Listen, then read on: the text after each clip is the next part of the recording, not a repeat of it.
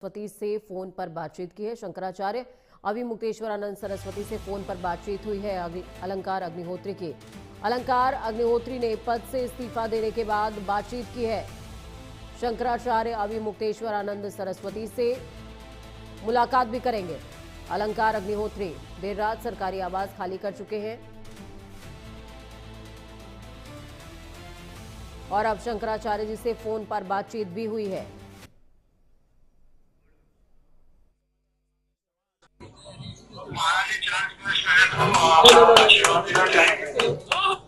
जी नारायण, कैसे हैं आप?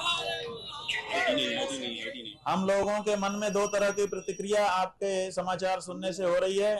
एक तो दुख हो रहा है कि कितनी लगन से आपने पढ़ाई लिखाई की होगी, तब जाकर के इस पद पर आप आए होंगे। आज एक झटके में आपका पद चला गया। लेकिन दूसरी तरफ आपने जिस तरह से सनातन धर्म के प्रति, सनातन धर्म के प्रतीकों के प्रति अपनी गहन निष्ठा का प्रदर्शन किया है, उससे पूरा सनातनी समाज आह्लादित है और आपका खूब खूब अभिनंदन करता है। हम चाहते हैं कि आपके जैसे निष्ठावान लोग सनातन धर्म की सेवा में और आगे आएं। जो पद सरकार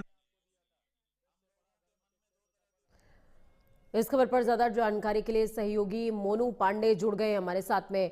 मोनू, क्या कुछ अपडेट है? देखिए, आपने बात भी की है अलंकार अग्निहोत्री से, उन्होंने इस्तीफा दिया लेकिन उनको अभी शामली अटैच किया गया है और कार्रवाई भी उनके खिलाफ चल रही है। उनका क्या कुछ कहना है? यूजीसी को लेकर के उन्होंने क्या कुछ बोला है? आपको बता दूं, यूसीजी को लेकर उन्होंने कहा है कि यूसीजी कानून है, काला कानून है। इससे आने वाले समय में जो समान वर्ग के बच्चे हैं उनको दिक्कत होगी, उनको आत्महत्या करने के लिए मजबूर किया जाएगा। हालांकि अब से कुछ देर पहले ही उन्होंने प्रेस कॉन्फ्रेंस की, जिसमें सिटी मजिस्ट्रेट अलंकार अग्निहोत्री द्वारा पत्रकारों से बातचीत में कहा गया कि पीएम मोदी से उन्होंने गुहार लगाई, एक एसआईटी टीम बनाई जाए और जांच करे, मांग की है। हालांकि आपको बता दूं, उन्होंने रात डीएम के ऊपर जो आरोप लगाए थे उसमें उन्होंने कहा है कि कहां जाकर पूछूं कि किसने फोन किया, और गाली देकर कहा कि पंडित पागल हो गया है। हालांकि उन्होंने तमाम आरोप लगाए हैं और लगातार पीएम मोदी से वो एसआईटी बनाकर जांच कराने की मांग कर रहे हैं। जी पूजा। मोनू, इस बीच एक और तथ्य निकल करके सामने आया। जब आप बात कर रहे थे अलंकार अग्निहोत्री से, तो उन्होंने साफ तौर पर कहा कि थानों में झूठे मुकदमे दर्ज करा करके ब्राह्मणों को लाया जा रहा है और वहां पर उनको मारा जा रहा है। इससे क्या किस तरीके से इसको देखा जाए, इस बयान को?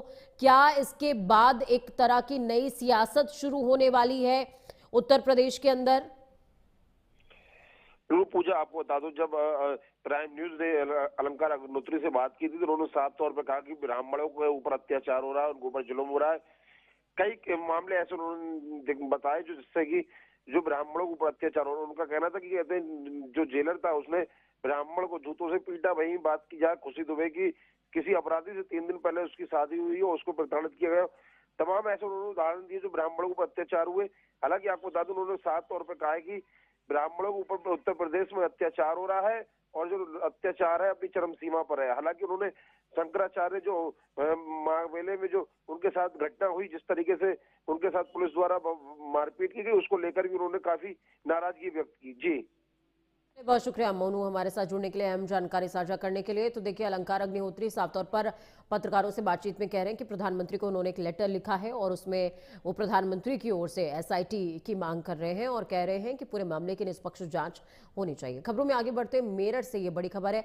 यूजीसी बिल पर भड़का है ठाकुर समाज।